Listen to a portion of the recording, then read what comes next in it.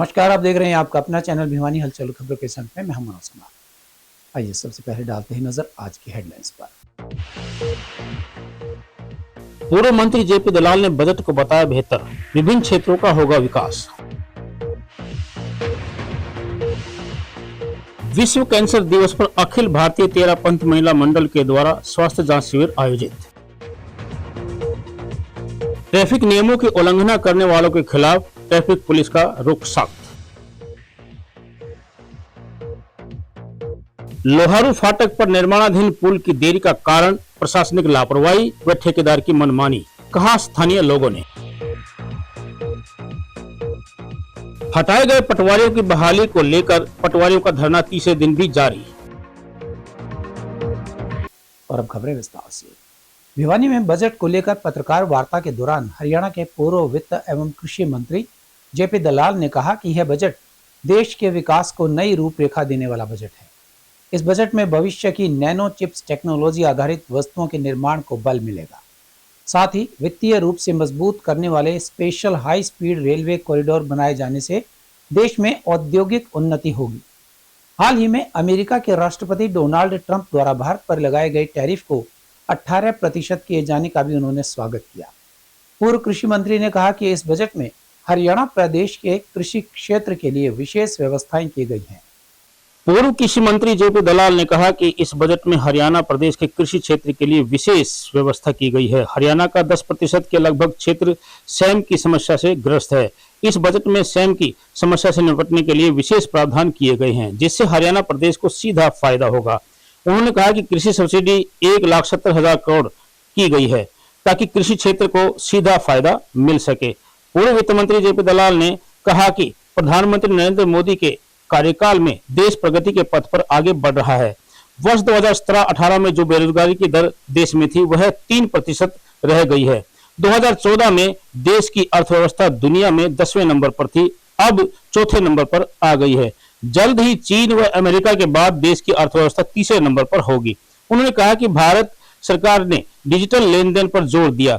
भारत में 3,509 लाख करोड़ का डिजिटल लेन देन होता है, जिसके चलते ब्लैक मनी में कमी आई है। भारत का एफडीआई 748 बिलियन डॉलर हुआ है तथा देशी मुद्रा भंडार भी 626 बिलियन डॉलर तक पहुंचा है। आज का विषय जो है साल का केंद्र सरकार का बजट है और ये बजट बहुत ही शानदार बजट पेश किया गया है। विकसित भारत 2047 को बनाने का हमारे प्रधानमंत्री का लक्ष्य है। उस लक्ष्य की पूर्ति के लिए ये बजट काम कर रहा है। जो इसमें देश की ज़रूरतें हैं उस हिसाब से इस बजट को दिया गया है। सबसे ज़्यादा पैसा आज जियो पॉलिटिकल जो सिचुएशन है दुनिया में डिफेंस को दिया गया है, क्योंकि सेना मजबूत होगी तो देश मजबूत होगा। सेना की तरफ पूरा ध्यान दिया गया है। चिप्स का मामला है, आज दुनिया के अंदर सारी चीज़ें, चाहे हथियार हो, टेलीविज़न हो, कार हो, चिप्स पे चलता है। चिप्स मैन्युफैक्चरिंग की तरफ ध्यान दिया गया है और इस चिप्स मैन्युफैक्चरिंग के लिए रेयर अर्थ की जरूरत होती है। कई धातुओं का मिश्रण होता है जिससे चिप्स बनती है। उसके लिए स्पेशल कॉरिडोर हमारे यहाँ बनाने की बात की है। कनेक्टिविटी के लिए नए नए रेल मार्ग, हाई स्पीड ट्रेन के वो बनाए गए हैं और किसानों के लिए, हरियाणा के लिए खासकर, हरियाणा की 10% भूमि सेम से ग्रस्त है। किसान बिल्कुल बैठे रहते हैं, एक भी फसल नहीं होती, ऐसी जमीन भी हमारे यहाँ है। ये हमारे पास पड़ोस में भी है, धनाना में है, तालू में है। तो उसके लिए क्लेम करने की योजना केंद्र सरकार के हमारे मुख्यमंत्री जी ने मांग की थी, उसको बजट में प्रावधान किया गया है। मैं उसका स्वागत करता हूँ। 12 साल हो गए लगभग मोदी जी की सरकार आए हुए। मैं कुछ तुलनात्मक आंकड़े आपके सामने देना चाहता हूँ कि क्या हालत उस वक्त थी देश की। उन्होंने पिछले सरकारों में 60-70 साल में क्या काम हुआ था और इस 10 साल में हम कहाँ पहुँचे हैं। ये जब तुलनात्मक आंकड़े देखते हैं तब हमें समझ में आता है कि देश कहाँ जा रहा है। 2014 में हमारी अर्थव्यवस्था 10वें नंबर पे थी दुनिया में, आज चौथे नंबर पे है। और ये कोई हम नहीं कह रहे, सारी दुनिया कह रही है। आने वाले 1-2 साल में तीसरे नंबर पे हो जाएगी। अमेरिका और चीन के बाद भारत का नंबर तीसरा होगा। और श्रम शक्ति में भागीदारी हमारी 60% है। बेरोजगारी दर 2017-18 में 6% थी, 3% हो गई है। नॉमिनल जीडीपी होती है कि परचेजिंग पावर से नॉमिनल जीडीपी कितने माल खरीदता है, तो 113 लाख करोड़ थी 2013-14 में, तो 357 लाख करोड़ हो गई है। डिजिटल पर पूरा जोर दिया गया है। डिजिटल का भुगतान 1962 लाख करोड़ का था 2017 में, अब 3509 लाख करोड़ का हो गया। इतना सारा जो ब्लैक मनी हटके उसमें आ गई है। विदेशी मुद्रा भंडार हमारा 304 बिलियन का था 2014 में, आज 686 बिलियन का था। एफडीआई बाहर से आने के पैसा होता था 308 करोड़ था, बिलियन डॉलर था, आज 748 बिलियन डॉलर है। प्रति व्यक्ति आय हमारी 79,000 थी 2013-14 में, जो बढ़ के 2.5 गुना हो गई है, 2,05,324। विश्व कैंसर दिवस के अवसर पर अखिल भारतीय तेरहपंथ महिला मंडल द्वारा सर्वाइकल कैंसर चेकअप एवं पैप स्मीयर स्क्रीनिंग कैंप का आयोजन किया गया। प्रेक्षा विहार भवन में आयोजित इस शिविर का मुख्य उद्देश्य महिलाओं में कैंसर के प्रति जागरूकता बढ़ाना और समय पर जांच के माध्यम से जीवन की सुरक्षा सुनिश्चित करना था।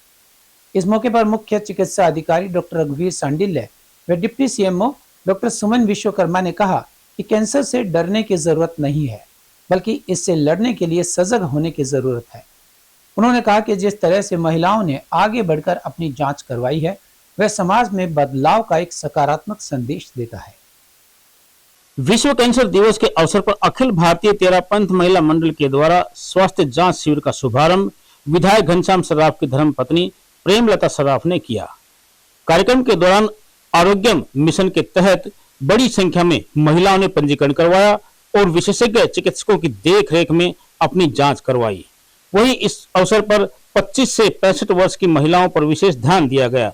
वहीं शिविर में उन महिलाओं की विशेष चिकित्सीय सलाह दी गई जो मासिक धर्म के कारण जांच नहीं करवा सकी। विशिष्ट अतिथि मुख्य चिकित्सा अधिकारी डॉक्टर रघुवीर सांडिल्य व डिप्टी सीएमओ डॉक्टर सुमन विश्वकर्मा ने कहा कि कैंसर से डरने की जरूरत नहीं है, बल्कि इससे लड़ने के लिए सजग होने की जरूरत है। आज सजगता कल जिंदगी के मंत्र के साथ आयोजित यह शिविर बहुत ही सराहनीय प्रयास है। उन्होंने बताया कि इस प्रकार के शिविरों के माध्यम से महिलाओं को न केवल स्वास्थ्य के प्रति जागरूक किया जा सकता है, बल्कि एक स्वस्थ समाज का निर्माण भी किया जा सकता है। कैंसर अवेयरनेस का कैंप ऑर्गेनाइज किया गया है। इसके लिए मैं तहे दिल से इनके पदाधिकारियों को धन्यवाद करता हूं। ये जो प्रोग्राम है पूरे भारत में आज संचालित हो रहा है और भिवानी जिले में 2 जगह हो रहा है, तोशाम में हो रहा है और एक भिवानी तेरहपंथ की संस्था में हो रहा है। इनके जितने भी ऑर्गेनाइज़र हैं उन्होंने जो सर्वाइकल कैंसर के बारे में अवेयरनेस के बारे में जो मुहिम उठाई है वो सामाजिक है और समाज के लिए पुण्य का कार्य है। सरकार भी इसके बारे में अग्रसर कार्य कर रही हैं, क्योंकि सर्वाइकल कैंसर है वो विश्व में 4था नंबर पर संख्या के दृष्टि से आता है और भारत में इसका 2रा नंबर है। प्रथम नंबर पर महिला का जो ब्रेस्ट कैंसर वो आता है और इंडिया में सर्वाइकल कैंसर 2रे नंबर पर आता है। भारत सरकार और हरियाणा सरकार ने संज्ञान लेते हुए इसको प्रिवेंशन के लिए ह्यूमन पैपिलोमा वायरस का भी शुरू करने जा रही है, जिसके लिए 14 साल जिसकी उम्र कंप्लीट होगी और 15 साल अभी पूरी नहीं हुए हैं, वो लड़कियां उनको ह्यूमन पैपिलोमा वायरस की वैक्सीन लगाई जाएगी। और इन पदाधिकारियों ने जो मुहिम छेड़ी है कि हर वार्ड में हर जगह महिलाओं में जानकारी दें कि सर्वाइकल कैंसर को कैसे बचा जा सकता है। आज इनके द्वारा जो इकट्ठी की गई महिला लगभग 100-150 के आसपास महिलाएं हैं, उनकी सभी को अवेयरनेस के लिए जानकारी दी गई है और उनकी पैप स्मीयर स्क्रीनिंग के पॉइंट ऑफ व्यू से पैप स्मीयर किया जाएगा और जैसे भी उनकी रिपोर्ट आएगी उनको अवगत किया जाएगा। तेरापन धर्म संघ अनुशासित और मर्यादित धर्म संघ है। इसकी एक संगठन मूलक महिला संगठन अखिल भारतीय तेरापन महिला मंडल के निर्देशन में तेरापन महिला मंडल भिवानी ने विश्व कैंसर दिवस के उपलक्ष्य में कैंसर सर्वाइकल कैंसर निवारण अभियान आरोग्यम का शुभारंभ प्रेक्षा विहार में किया है। इसका उद्देश्य है कि काफ़ी बहनें ऐसी हैं जो विभिन्न तरह की बीमारियों से ग्रसित रहती है, खांसी है, थकान है, खून की कमी है, उनका पता नहीं चलता और वो उसको इग्नोर करती रहती हैं। आज के इस कैंप में उन बहनों को ये बताया जाएगा टेस्टिंग के माध्यम से भी और उनके क्या लक्षण है उसके बारे में कि आप अपना इलाज बराबर करवाती रहें। छोटी मोटी कोई भी बीमारी है उसको यदि समय पर दिखाएंगे, डॉक्टर से परामर्श लेंगे तो वो आपकी वो बीमारी ठीक हो जाएगी। तेरापन महिला मंडल का ये अभियान, ये कैंप पूरे देश भर में आज के दिन ही विश्व कैंसर दिवस के उपलक्ष्य में आयोजित किया गया। संस्कृति जैन तेरापंथ महिला मंडल भिवानी की मंत्री हूँ मैं और अखिल भारतीय तेरापंथ महिला मंडल की कार्य समिति सदस्य हूँ।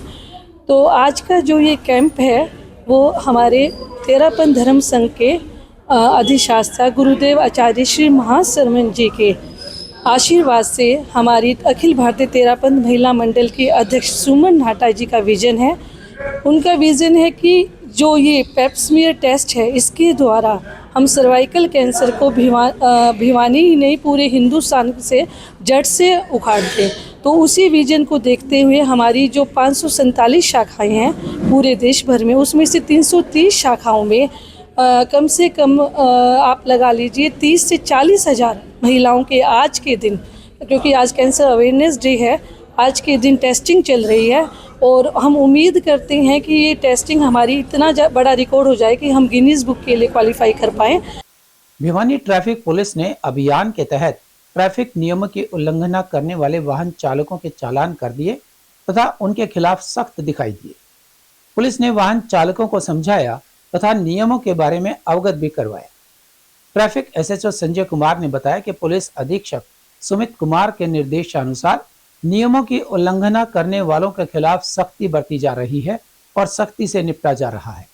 साथ ही उन्होंने नियमों की अनुपालना करने के बारे में समझाया भी जा रहा है ताकि खुद भी सेफ रहें और दूसरों को भी सुरक्षित रखें। उन्होंने शराब पीकर वाहन न चलाने, हेलमेट लगाने तथा सीट बेल्ट लगाकर ट्रैफिक नियमों का पालन करने की अपील की। Traffic police SHO Sanjay Kumar ने बताया कि पुलिस अधीक्षक सुमित कुमार के निर्देशानुसार नियमों की उल्लंघना करने वालों के खिलाफ सख्ती से निपटा जा रहा है। साथ ही उन्हें नियमों की अनुपालना करने के बारे में भी समझाया जा रहा है ताकि वे खुद भी सुरक्षित रहें और दूसरों को भी सुरक्षित रखें। उन्होंने अपील करते हुए कहा है कि शराब पीकर वाहन न चलाए, हेलमेट का प्रयोग करें तथा सीट बेल्ट लगाए व लेन में चले और ट्रैफिक नियमों का पालन करें। वहीं उन्होंने कहा कि ईंधन बचाने के चक्कर में रोंग साइड में वाहन चलाकर अपनी जान को खतरे में न डालें तथा वाहन चलाते समय मोबाइल फोन का प्रयोग न करें। मोबाइल फोन का प्रयोग वाहन चालक के ध्यान को भटका सकता है। ये रूटीन का जो ट्रैफिक चेकिंग चल रही है, श्रीमान पुलिस अधीक्षक महोदय भिवानी द्वारा निर्देश दिए गए हैं कि शहर में जो भी विदाउट नंबर वाले हैं, ड्रंक ड्राइव हैं, ब्लैक फिल्म वाले हैं, इस तरह की गाड़ियों का हम विशेषकर चेकिंग कर रहे हैं। आज हम यहाँ उल्टा पार्क के पास चेकिंग कर रहे थे तो एक लड़का ये बाइक पर आया, हमने इसको चेक किया तो इसने शराब पी हुई थी। इसने अपना गांव तिगड़ाना बताया है, इसको चोट भी, ये पहले गिरा भी हुआ है। अब हम इसको ये बाइक चलाने में सक्षम नहीं है, हम इसको इसके घर तक पहुंचाएंगे और हमने इसका चालान कर दिया है। इसका भी हमने चालान किया है ड्रंकन ड्राइव का और अब हम इसको इसके घर तक पहुंचा देंगे। लोहारू फाटक पर निर्माणाधीन रेलवे ओवरब्रिज की देरी नागरिकों के लिए अनेक समस्याओं का कारण बनती जा रही है। निर्माण की समय सीमा खत्म होने के बावजूद इसका पूरा न होना रेलवे प्रशासन की लापरवाही को दर्शाता है। पुल निर्माण में देरी का खामियाजा स्थानीय लोगों को और व्यापारियों को और यहां तक कि बीमार लोगों और स्कूली बच्चों को भी भुगतना पड़ रहा है। उन्हें रेलवे फाटक से गुजरने के लिए घंटों लंबी कतार में खड़ा होना पड़ता है। स्थानीय लोगों ने और व्यापारियों ने प्रशासन से युद्ध स्तर पर निर्माण करने की मांग की है। स्थानीय निवासियों ने बताया कि लोहारू फाटक पर रोजाना लगने वाला जाम अब आम बात हो चुकी है। कई बार तो जाम इतना भीषण हो जाता है कि वाहन घंटों तक रेंगते रहते हैं। स्कूली बच्चे समय पर स्कूल नहीं पहुंच पा रहे, मरीजों को अस्पताल पहुंचाने में देरी हो रही है और नौकरी पेशा लोग रोजाना घंटों जाम में फंसने को मजबूर है। व्यापारियों का कहना है कि जाम और खराब सड़कों के कारण उनका कामकाज भी बुरी तरह से प्रभावित हो रहा है। लोगों का कहना है कि वे कई बार प्रशासन और संबंधित विभागों को इस समस्या के बारे में अवगत करवा चुके हैं, लेकिन न तो निर्माण कार्य की गति बढ़ाई गई और न ही ठेकेदार के खिलाफ कोई सख्त कदम उठाए गए। आखिर इतनी बड़ी लापरवाही के लिए जिम्मेदार कौन है? क्या किसी अधिकारी की जवाबदेही तय की जाएगी या यूं ही जनता परेशान होती रहेगी? आमजन ने मांग की है कि लोहारू फाटक पुल के निर्माण कार्य को युद्ध स्तर पर पूरा किया जाए। कृष्ण सैनी नाम है जी, पतराम गेट का निवासी हूँ और यहाँ पर आने जाने में आम पब्लिक को परेशानी होती है और इसकी 2 साल की डिमांड थी, लेकिन मुझे ये लगता है कि ये काम 2 साल और चलेगा, लेकिन प्रशासन की इस पर कोई केयर नहीं है। कृपया जल्द से जल्द ये काम किया जाए ताकि आम जनता को सहूलियत हो और यहाँ एक्सीडेंट का खतरा ना बने। हम प्रशासन से ये मांग करते हैं ये पुल जल्द से जल्द बनवाए। जैसे बुरा हाल हो रहा है ये ना भाई, डेडलाइन थी कि इस दिवाली पे इसका काम पूरा हो जाएगा, मगर आप देख रहे होंगे ये तो 25% काम हुआ, 75% काम पड़ा। इस हिसाब मेरे हिसाब में तो 3-4 साल और लग जाएगा इसको। ठेकेदार की स्पीड बहुत मंदी है और ये मतलब लोग आने वाले बहुत ज़्यादा परेशान है। कभी ये रास्ता बंद कर रखा है, वन वे कर रखा है, यहाँ पे कई बार तो आदमी पड़ लिया, एक्सीडेंट हो लिए। सर ये नंगे पड़े थे यहाँ पे, आप SHO साहब ने आकर करवाया था, मगर ये वन वे कर रखा है। पब्लिक भी परेशान है, यहाँ के लोग भी बहुत ज़्यादा परेशान है। ना ही रोड बना के देना रहे है, पहले बोले ये भाई रोड बनाने हैं, ये काम 6 महीने पहले भी कोई रोड नहीं है, ऐसे का ऐसा पड़ा है। मैं यहाँ का स्थायी निवासी हूँ। भाई साहब, मैं पहले भी आपकी मीडिया के माध्यम से भी और कई बार भी MLA MP साहब से भी कई बार गुजारिश कर चुके हैं। एक तो ये पुल ने इतने जनता को परेशान कर रखा है, अगर ये लगा लो ये दिवाली जो गई है पिछली बार, अभी उस दिवाली पे इसका कार्य पूरा होकर ये पुल कंप्लीट हो जाना चाहिए था, परंतु ये आने वाली 2 दिवालियों तक भी मेरे ख्याल से पूरा नहीं हुआ जिस हिसाब से इसका काम चल रहा है। ये देखिए यहाँ से लेकर वो वहां तक थोड़ा सा एरिया है, 10 फुट का, 20 फुट का, 50 फुट का, और ये एरिया में भी इन्होंने 10 दिन लगा दिए। ठीक है, तो मैं कहना चाहता हूँ कि यहाँ से है ना डेली हजारों की संख्या में गाड़ियां, मोटरसाइकिल और आने जाने वालों को ना इतनी तकलीफें होती हैं बहुत ज्यादा। और यहाँ के ठेकेदारों से बात करते हैं तो कहते हैं जी काम चल रहा है, पर इनके 3, 4, 5, 10 आदमी ही लगे दिखाई दे रहे हैं, यहाँ कोई काम नहीं चल रहा है। 2 साल 3 साल का इनका टेंडर था वो, ये तो काफी भाई साहब अभी तो इन्होंने ये प्लेट लगाई है, SHO साहब वगैरह आए थे और इन्होंने प्लेट लगा दी, नहीं तो यहाँ पे कई बार तो एक्सीडेंट हो गए, कईयों के पैर टूट चुके हैं और काफी बुरा हाल हो गया।